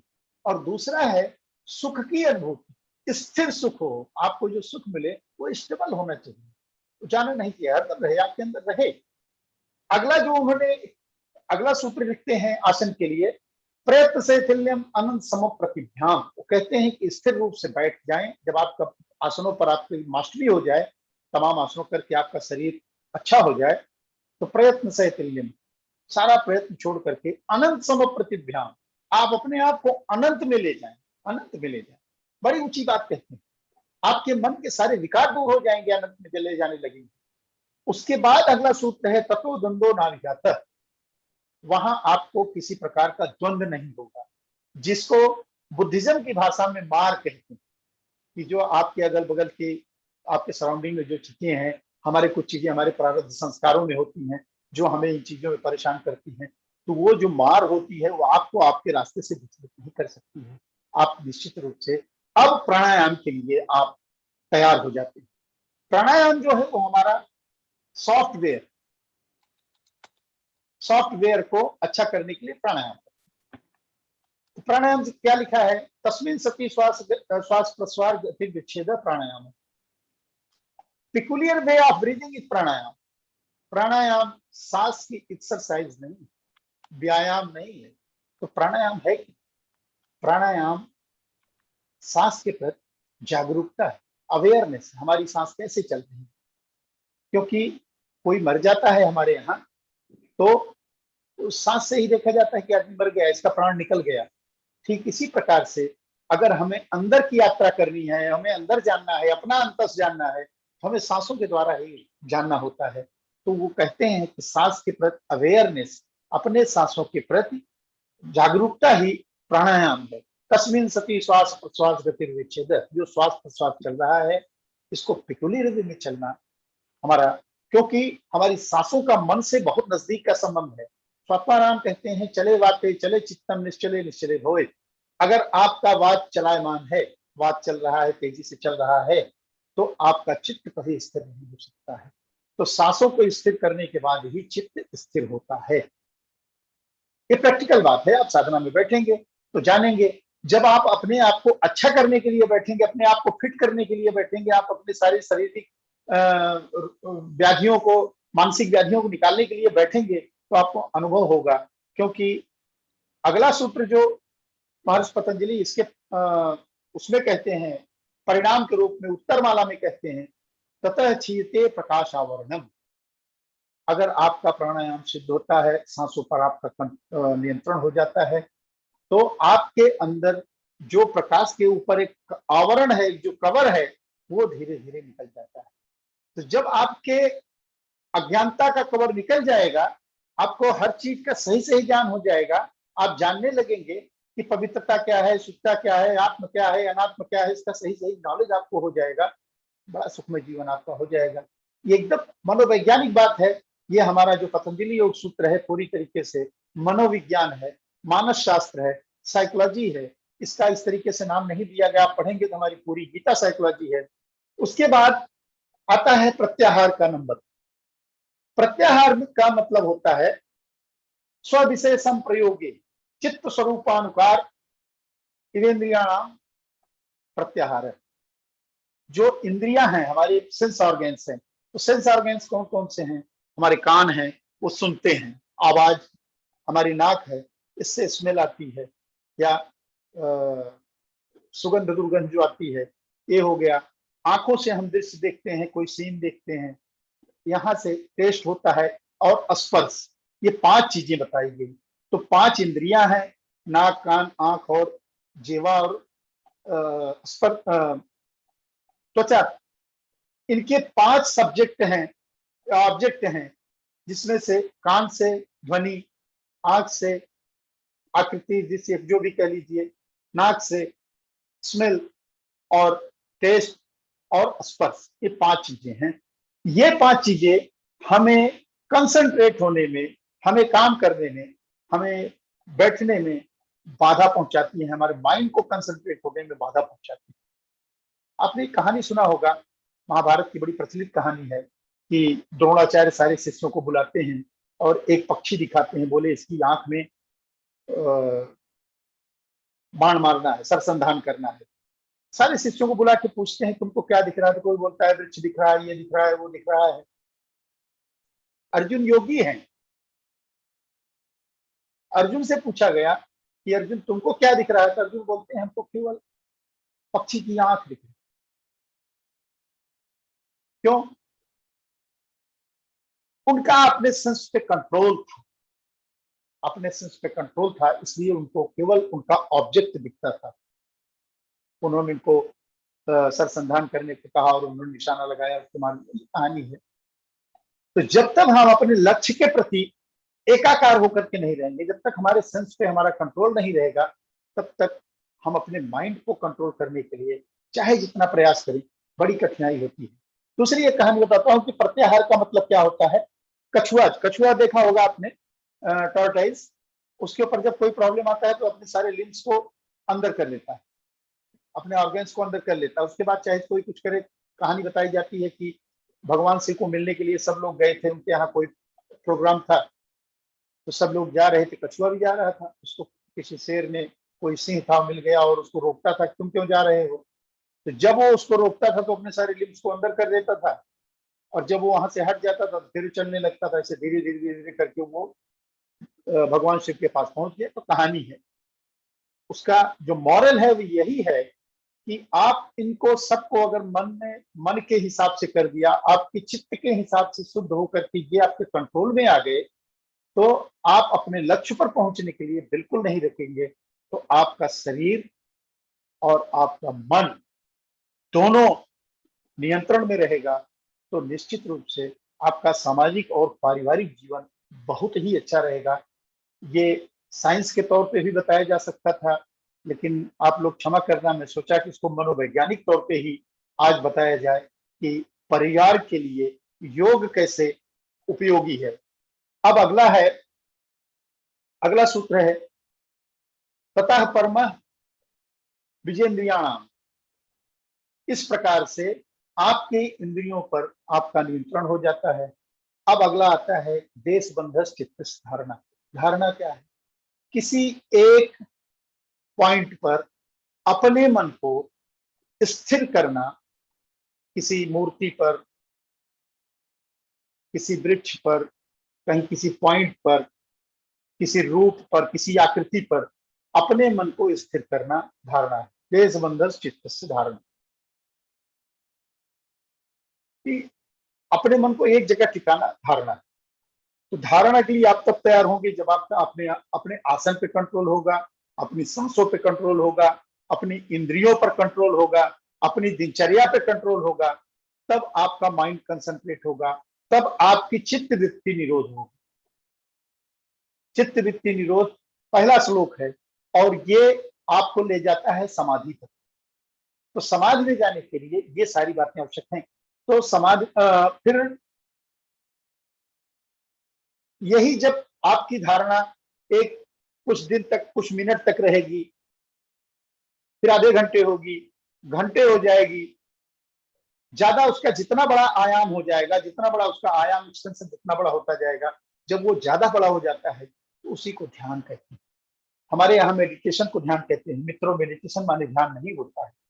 मेडिटेशन माने होता है किसी एक चीज पर आपको कंसंट्रेट करना। ये धारणा की स्थिति है। आप धारणा और मेडिटेशन दोनों की परिभाषा देखिए तो आपको लगेगा कि मेडिटेशन ध्यान नहीं है, गलत ट्रांसलेशन हम करते हैं। ध्यान अलग चीज है। ध्यान का मतलब है कि जहां कोई प्रयास न हो और जहां कोई वस्तु न हो, दोनों चीज न हो, कि आपका मन किसी मूर्ति पर रुका हुआ न हो।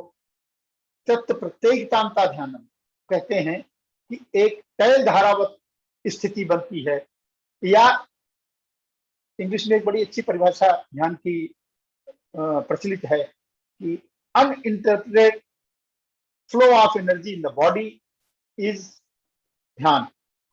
आप में से कोई अगर बुद्ध की साधना किया होगा तो उसको मालूम होगा, उनके शरीर में संवेदनाओं को देखने के लिए कहा जाता है कि शरीर में संवेदनाओं का आप अनुभव कीजिए, कि ये पूरे शरीर में आपकी एनर्जी का प्रवाह चलने लगता है। ध्यान की वो स्थिति होती है। तो आप ध्यान करते नहीं हैं, ध्यान हो जाता है। तो जब आदमी इस स्थिति में पहुंच जाता है तो उसके सारे विकार खत्म हो जाते हैं, और उसके प्रभाव से उसका परिवार, उसके अगल बगल रहने वाले लोग, उसके मित्र सब अच्छा जीवन जीने लगते हैं, लोग आपसे प्रभावित होते हैं, आपके मन के अनुरूप काम करने लगते हैं। तो ये मनोवैज्ञानिक बात है कि इतनी चीजों का अगर आप अभ्यास करेंगे, आपके परिवार में ये अभ्यास होगा तो पूरा परिवार आपका सुखमय होगा।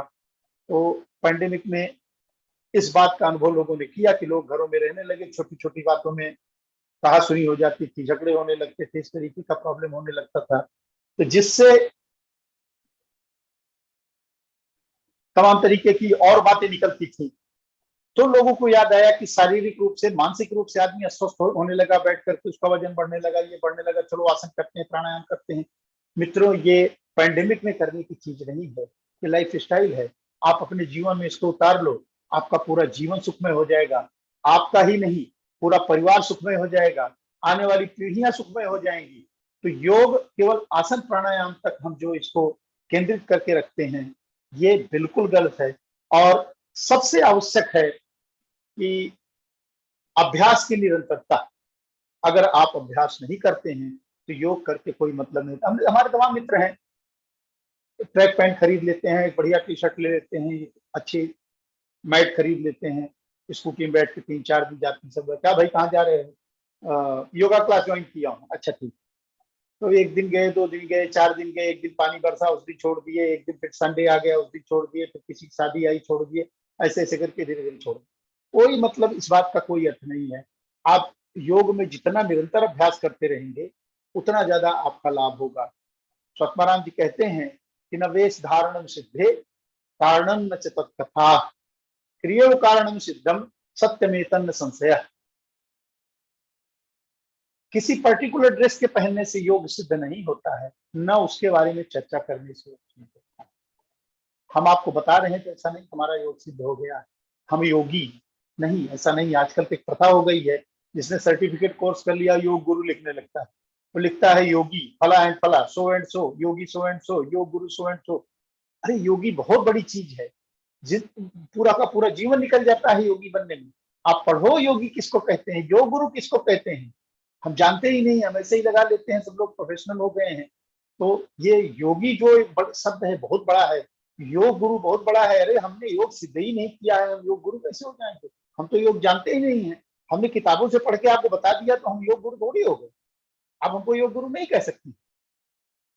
ये चीजें हमारे जीवन में उतरे, हमारे आचरण में उतरे, जिसको ब्रह्मचर्य कहा गया, हमारे आचरण में उतरे, तब हम योगी होंगे, तब हम योग गुरु होंगे। लेकिन तो उन्होंने तीन आगे कहा कि योग कारणम सिद्ध, only practice make success, it is undoubtedly. केवल अभ्यास ही आपको इसकी सिद्धि दिला सकता है। आपका जो लाभ होगा वो केवल अभ्यास से होगा। तो ये अटूट सत्य है। तो आपको योग करना है, आपको अपने परिवार को फिट रखना है, तो खुद अभ्यास कीजिए, परिवार के लोगों को आप प्रेरित कीजिए, मोटिवेट कीजिए कि आप लोग भी अभ्यास करें। और योग का अभ्यास जब सब लोग करने लगेंगे, मित्रों, उस परिवार से अच्छा कोई नहीं होगा जहां 4 लोग बैठ करके ध्यान करें और ध्यान करने के बाद सब मुस्कुराते हुए उठें। तो हमको लगता है इससे बड़ा जीवन का सुख किसी परिवार में हो ही नहीं सकता है। तो आप लोग जितने लोग हमारी बात सुन रहे हैं, सबसे मैं हाथ जोड़ के प्रार्थना करता हूं कि सब लोग बच्चों को, घर की औरतों को, जो भी आपके परिवार में है, बूढ़े हैं, जवान हैं, जो हैं, सबको योग के बारे में प्रेरित करें, उनको मोटिवेट करें कि सब थोड़ा थोड़ा अभ्यास करें। सब योगी नहीं बन जाएंगे, सबका ध्यान नहीं लगने लगेगा, 1-2 दिन का काम नहीं है, निरंतर अभ्यास का है। किसी का प्रारब्ध और संस्कार अच्छे होंगे, थोड़े दिन में ही उनको ध्यान लग जाता होगा, नहीं तो सालों नहीं लगता है। लेकिन आप निरंतर अभ्यास करेंगे तो आपको इन चीजों का अनुभव होगा ही। ये हमारे कहने से मत मानिए, किसी योगी की बुक पढ़ने से मत मानिए, पतंजलि की योग सूत्र और गीता पढ़ने से मत मानिए। खुद बैठिए, 10 मिनट, 5 मिनट, 15 मिनट बैठना शुरू कीजिए, आधे घंटे बैठना शुरू कीजिए। सांसों की गति, आपके मन का रुकना, मन का भागना, चित्त की वृत्तियां, उनसे भागना, उनसे भटकना, ये सारी चीजें आपको आत्म अनुभव होने लगेंगी। तो योग जो है वो आत्म अनुभव, इतना बड़ा विज्ञान है मित्रों कि सारा विज्ञान इसके अंदर समाहित है। ऐसे बताया जाए तो कितना बताया जाएगा किसको। उसका उपाय एक ही है कि बताना, कहना, सुनना एक तरफ, अभ्यास करना एक तरफ। तो हमें अगर अपने परिवार को फिट रखना है, शारीरिक रूप से, मानसिक रूप से, सामाजिक रूप से, तो हमें योग करना ही पड़ेगा। तीसरी बात मैं कहना चाहता हूं, हमारे यहाँ एक धारणा है समाधि। समाधि का मतलब मिट्टी के अंदर सो जाना, खड्डे के अंदर सो जाना, कपड़े ओढ़ के लेट जाना। समाधि नहीं होती। समाधि का मतलब है जागरूकता। हम बोल रहे हैं, हमारा पूरा ध्यान हमारे बोलने में होना चाहिए। हम क्लास में पढ़ा रहे हैं तो हमारा पूरा क्लास टीचिंग पे ही होना चाहिए। हमारे वर्मा जी हैं, साल भर इनके कार्यक्रम चलते रहते हैं। हमको लगता है कि जितना पूरे मराठवाड़ा में जितने प्रोग्राम होते हैं हमारे वर्मा जी उतना अकेले करते हैं। परमात्मा इनको कितनी एनर्जी देता है इन कामों के लिए। मैं बहुत बहुत धन्यवाद देता हूँ वर्मा जी को कि ये अनवरत साल भर, वर्ष भर इनके प्रोग्राम चलते रहते हैं। कुछ न कुछ अपडेट हमको भी बोलते रहते हैं, देते रहते हैं कि सर ये कर रहा हूँ, वो कर रहा हूँ। आर्चरी के कुछ कोचिंग चलाते हैं, कुछ एथलेटिक्स कर रहे हैं, कुछ मैराथन कराते रहते हैं। ये परमात्मा की कृपा इनके ऊपर है और मैं बहुत बहुत शुक्रगुजार हूँ कि आप लोगों ने मुझे 2 शब्द कहने को कहा और मैं प्रयास किया कि 1 घंटे में इस बात को कहूँ। ये काफी बड़ा विषय था, लेकिन मैंने संक्षेप में इसको पतंजलि योग सूत्र के माध्यम से या राजयोग के माध्यम से बताने का प्रयास किया कि आपका पारिवारिक जीवन योग के द्वारा कैसे सुखमय होगा, आपका परिवार कैसे सुखमय होगा, इसको मैंने बताने का प्रयास किया। मुझसे कहीं कोई गलती हुई हो तो मैं क्षमा चाहता हूं और अपनी वाणी को यही विराम देता हूं, क्योंकि 5 बजे से हमें फिर एक प्रोग्राम में बैठना है। धन्यवाद। ओम पूर्णमदः पूर्णमिदं पूर्णात् पूर्णमुदच्यते पूर्णस्य पूर्णमादाय पूर्णमेवावशिष्यते। ओम शांति शांति शांति। धन्यवाद सर, बहुत बहुत धन्यवाद आपका। आपने हमारे निमंत्रण को स्वीकारा। आपकी आवाज सुनने के लिए तो हमने 2020 में हमारी जो नेशनल कॉन्फ्रेंस थी कि कोविड की शुरुआत से पहले की सबसे आखिरी कॉन्फ्रेंस थी, उसके बाद सब ऑनलाइन वर्चुअल शुरू में दर्ज हो गई और किसी परिस्थिति का नहीं आ सके थे उस समय पे, नहीं तो वो यादगार हमारे लिए पल हमेशा रहता। लेकिन आप हमेशा कैसे भी तरीका हो, लेकिन आप हमेशा वैसे ही रहते हैं जैसा आपकी शैली है, तो इसके लिए मैं आपका धन्यवाद देता हूँ।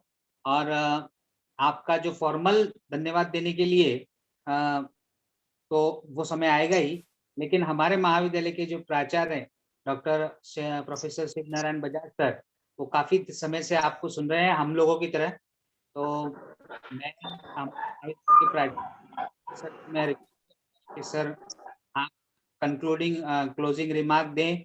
और सर को मैं एक और रिक्वेस्ट करूंगा कि आज, क्योंकि सर ने कहा ना कि करना है, यानी कि प्रैक्टिकली जो चीज आप कर सकते हैं वो करिए, तो हमने उसी प्रैक्टिकल को ध्यान में रखते हुए जो जहाँ पे है जैसा है वहां से करे, ऐसी हमने संकल्पना को आगे बढ़ाते हुए एक online yoga video making competition का आयोजन किया है। और जो पिछले साल हमने किया था उसको ही इतना अच्छा प्रतिसाद मिला कि आपने दोबारा से, लोगों की डिमांड थी तो हमने वो दोबारा शुरू किया है। और बहुत मेहनत का काम है सर, इसे हम फिर भी कर रहे हैं और फ्री ऑफ कॉस्ट हम कर रहे हैं। तो ये सिर्फ इतना है, 5 मिनट में 3 मिनट में 5 आसन के प्रकार आपको करने हैं और अपना वीडियो हमें भेजना है। फिर हम उस वीडियो के आधार पर जो अलग अलग उम्र में रहेंगे उन विजेताओं की घोषणा करेंगे।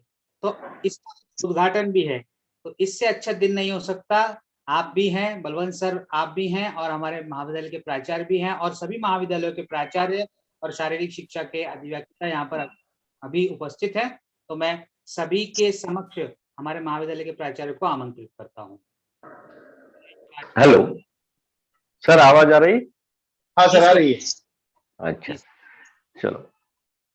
एक तो मिनट बलवंत सिंह, मैं सभी बाकी के सभी जो ऑनलाइन लाइव जुड़े हैं हमसे, मैं उनसे रिक्वेस्ट करूं कि आपके वीडियो ऑन कर लें ताकि हम यहाँ पर फोटो जो खींचते हैं, और आपका ऑलरेडी आप लोग सब यूट्यूब पर लाइव हो रहे हैं इस समय, तो आप कृपया अपना हंसता मुस्कुराता योग दिन का एक चेहरा हमें दिखाइए, जिससे हम सब लोग आनंदित हो सकें और प्रफुल्लित हो सकें, और आप सभी का फोटो भी यहाँ पर शूट किया जा सके। जी सर, आप कैरी ऑन करिए सर।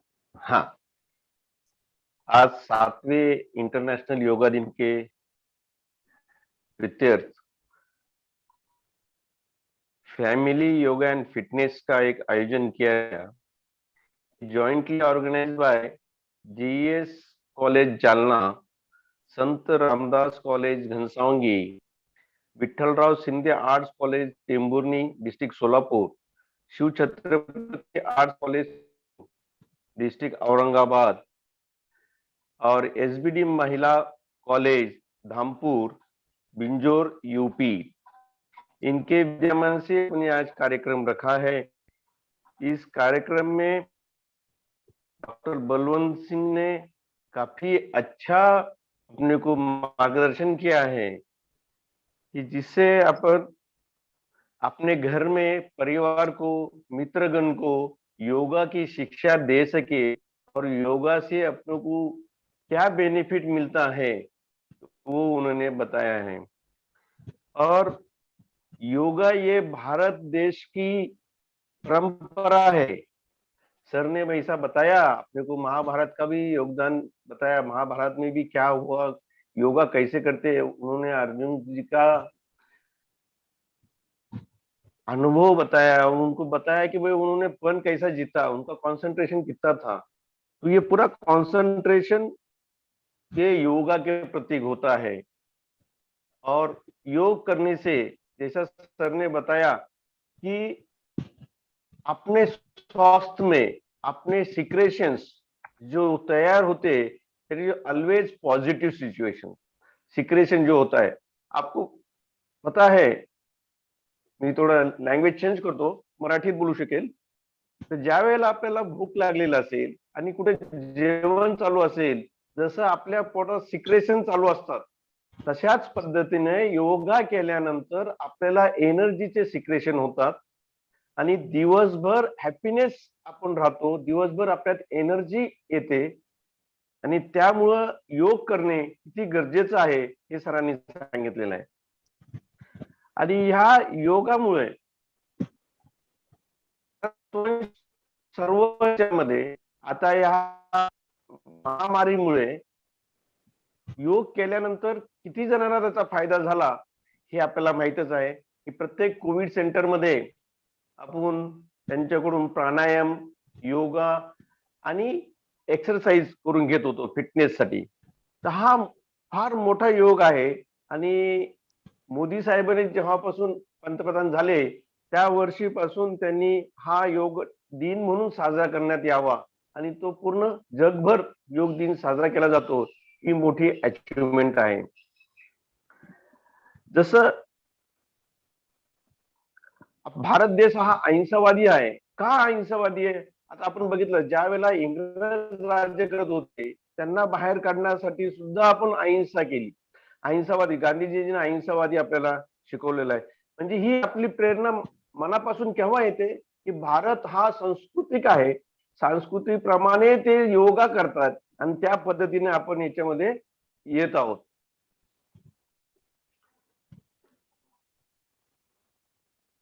तर तशा पद्धतीने आपल्याला हा योग दिन साजरा करण्यात आला आणि डॉक्टर बलवंत सिंगांनी खूप चांगल्या पद्धतीने परिवारासाठी, परिवारामध्ये त्यांनी आपल्याला योगदान द्यावं आणि सगळ्यांसाठी आपल्याला किती महत्वाचं आहे, फक्त महामारीसाठीच नाही। आता ठीक आहे, कोरोनाची महामारी आली म्हणून आपण तो विचार करतो, पण नेहमीसाठी आपल्याला हा असायला पाहिजे, कारण की आपण नेहमी केलं। सरांनी सांगितलंय 1 दिवस 2 दिवस करून किंवा 8 दिवस 15 दिवस करून चालत नाही। तर जोपर्यंत आपण करू शकतो तोपर्यंत आपल्याला योगा करावा लागतात आणि ते रोज योग करायचा, रोज 45 मिनिटं आपण त्याला दिली तर खरंच आपण सुदृढ राहू आपण आपल्या फिजिकल फिटनेस चांगला राहील आणि फिजिकल फिटनेस चांगला राहत असेल तर आपण निश्चितच आपले विचार मन स्वच्छ राहील.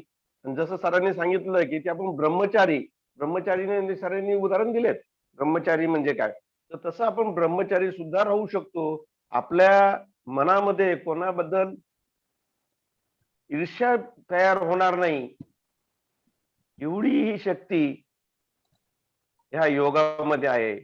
फिजिक्स मध्ये एक लॉ आहे, energy law. Energy can not be created, can not be destroyed. It is transfer from one form to the another form. तसंच ही योगा जी आपण जी एनर्जी घेतो ती एनर्जी आपल्याला आपल्या शरीरामध्ये पूर्ण दिली जाते एका फॉर्म मधून दुसऱ्या फॉर्म मध्ये. म्हणून आपल्याला काम करताना फिजिकल काम करताना एनर्जी येते, बौद्धिक काम करताना आपल्याला वेगवेगळे विचार सुचतात आणि चांगल्या पद्धतीने आपण काम करू शकतो. ही दिवसभर एनर्जी ह्या योगामुळे राहते. ह्या योगा दिनानिमित्त आपण एक नवीन प्रोग्राम घेत आहोत. त्याचं उद्घाटन मी इथं करतो. Online yoga video competition. सरांनी आता सांगितल्याप्रमाणे 3 मिनिटाचा एक व्हिडिओ, 3 आसन आपण 3 मिनिटांमध्ये करावेत आणि ते व्हिडिओ करून अपलोड करावेत. ह्याच्या आधी सुद्धा आपण योगाची कॉम्पिटिशन घेतली होती, त्याला चांगला प्रतिसाद मिळाला. मोहन वर्मा सरांनी सुद्धा पुन्हा एकदा आपल्याला ती चालू केली आहे आणि हा योग दिनानिमित्त त्याचं उद्घाटन करूया. आणि 25 जून पर्यंत केव्हाही आपण योग करायचा, त्याचा फोटो काढायचा आणि तो अपलोड करायचा. अशा ह्या ऑनलाईन योगा व्हिडिओ कॉम्पिटिशन मध्ये आज उद्घाटन झालं असं मी इथं जाहीर करतो. आणि योग दिवसाच्या आपल्या सर्वांना हार्दिक शुभेच्छा देऊन धन्यवाद. धन्यवाद सर, बहुत बहुत धन्यवाद. आपने आज का उद्घाटन भी किया और हमारे योग दिवस के उपलक्ष्य में आपने भी सही जानकारी. मैं आप सभी को धन्यवाद देता हूँ. और आज का ये कार्यक्रम सर बलवंत सर, ये कार्यक्रम सिर्फ हमने चॉकआउट किया था वो 30 मिनट के लिए किया था. लेकिन आपके जो योग के जो आपके जो अनुभव हैं जो आपने हमें शेयर किए, उन अनुभवों को देखते हुए समय कब का आगे निकल गया और हमारा सर मैं आपसे चाहता था कि मैं लीव करूं क्या? जी सर, फिर एक घंटे बाद हमें फिर बैठना है. आपका आभार कर लेंगे, फिर हम लीव कर देंगे. हमें भी आपके जैसे हमें भी लीव करना ही है. मैं प्रदर्शन के लिए बुलाता हूँ, वोट ऑफ थैंक्स के लिए बुलाता हूँ एसबीडी महिला महाविद्यालय की शारीरिक शिक्षण अधिव्याख्याता मिसेस अर्चना मैडम को.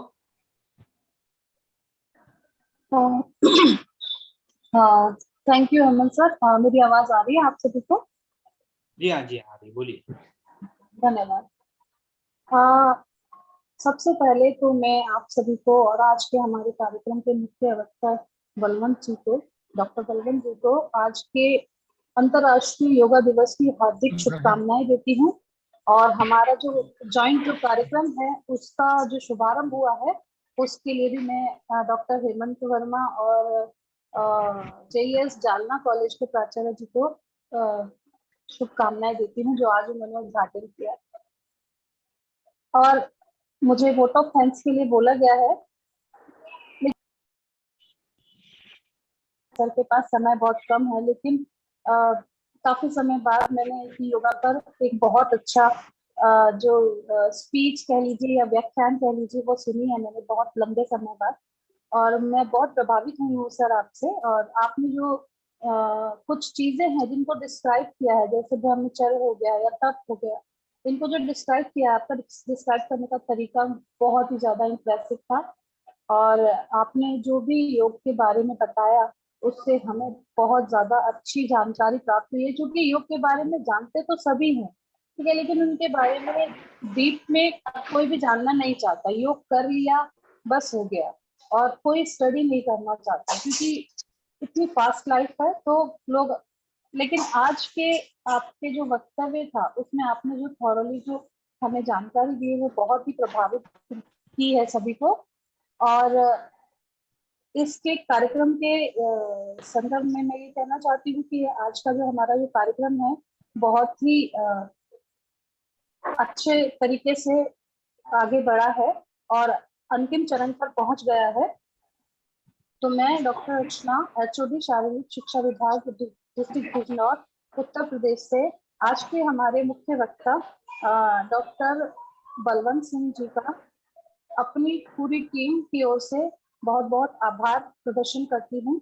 साथ में organizing committee doctor Hemant Verma उनकी ओर से और doctor SB Bajaj principal Jalna JES college उनकी ओर से बहुत बहुत आभार प्रदर्शन करती हूँ। साथ ही में जॉइंट में जो हमारे साथ और महाविद्यालय जुड़े हैं उनके प्राचार्य डॉक्टर RK परदेसी और डॉक्टर सुरेश नरवड़े, डॉक्टर महेंद्र कदम और डॉक्टर पूनम चौहान, इन सभी की ओर से आपका आभार प्रदर्शन करती हूँ जो आपने अपना अमूल्य समय देकर हमारी जानकारी को और बढ़ाया है, योग के बारे में हमें एक कदम और आगे बढ़ाया है। साथ में मैं आभार प्रदर्शन करती हूँ अपनी जो पूरी टीम है उनकी ओर से और NSS और NCC ये डिपार्टमेंट से जो जालना कॉलेज के NCC और NSS के डिपार्टमेंट है उनकी ओर से और सभी शारीरिक शिक्षक जो हमारे साथ में जुड़े हैं कार्यक्रम को आगे बढ़ाने के लिए, जिन्होंने पूरा सहयोग दिया है, जिन्होंने हेमंत सर की मदद की है उन सभी की ओर से मैं आपका बहुत बहुत आभार प्रदर्शन करती हूँ। Thank you. धन्यवाद अर्चना मैडम। और सिर्फ अब जाते का समय एक फोटो लेनी है। आप जिन के आपके माइक म्यूट कर लीजिए, सिर्फ आपका जो वीडियो है वो ऑन कर लीजिए ताकि हम एक ग्रुप फोटो ले लें और एक को यादगार बना लें। सिर्फ एक ही फोटो लेनी है हमें। आप सभी को रिक्वेस्ट है कि आप अपने वीडियो ऑन कीजिए और अपनी पोजीशन पे बैठिए ताकि हम आज के इस उद्घाटन कार्यक्रम का एक फोटो हमारी यादगार के रूप में रख सकें। Please Anil Jadhav ji, Suresh Jonle sir, Jinendra, Jyoti, sir, please अपना वीडियो ऑन कीजिए। Okay, ready?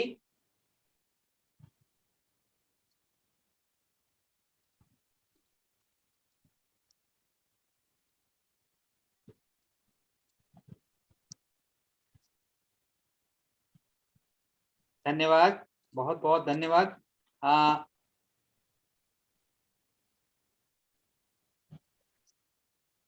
आप सभी का बहुत बहुत धन्यवाद और हमारे संयोजन समिति के सभी शारीरिक शिक्षकों का भी बहुत बहुत धन्यवाद जिन्होंने छोटे समय के लिए ही सही लेकिन हम सबका मनोबल बढ़ाने के लिए कार्यक्रम लेने के लिए प्रेरित किया। और आज का ये उद्घाटन का कार्यक्रम और विश्व योगा दिवस का कार्यक्रम यहीं पे समाप्त होता है। अध्यक्ष हमारे महाविद्यालय के प्राचार्य और सभी प्राचार्यों की परमिशन से आज का ये कार्यक्रम यहीं पे खत्म होता है, ऐसा मैं जाहिर करता हूँ। और अगर आपको सर्टिफिकेट चाहिए तो सर्टिफिकेट के लिए मैंने व्हाट्सएप ग्रुप पे लिंक अपने यहाँ पर लिंक दिया हुआ है डिस्क्रिप्शन में, आप उस पर क्लिक कर लीजिए और अपना नाम वहां पर डाल दीजिए या फिर क्लिक करके हमारे ग्रुप में ज्वाइन हो जाइए, आपको सर्टिफिकेट भी हम भिजा देंगे। Sir excuse me. जी सर। ग्रुप तो ज्वाइन कर लिया पर आगे कार्रवाई क्या करना है ये समझ में नहीं आया। कुछ नहीं सर, आप सिर्फ ग्रुप ज्वाइन कर लीजिए, आपको ग्रुप पे आपके नाम के साथ सर्टिफिकेट मिल जाए। Yes, thank you very much, very well done. जी sir, thank you very much. Thank you madam, Archana madam thank you, Balwant sir thank you, Babu sir thank you sir, thank you very much. Thank you, take care, thank you madam, thank you everybody, thank you, thank you. Bye sir.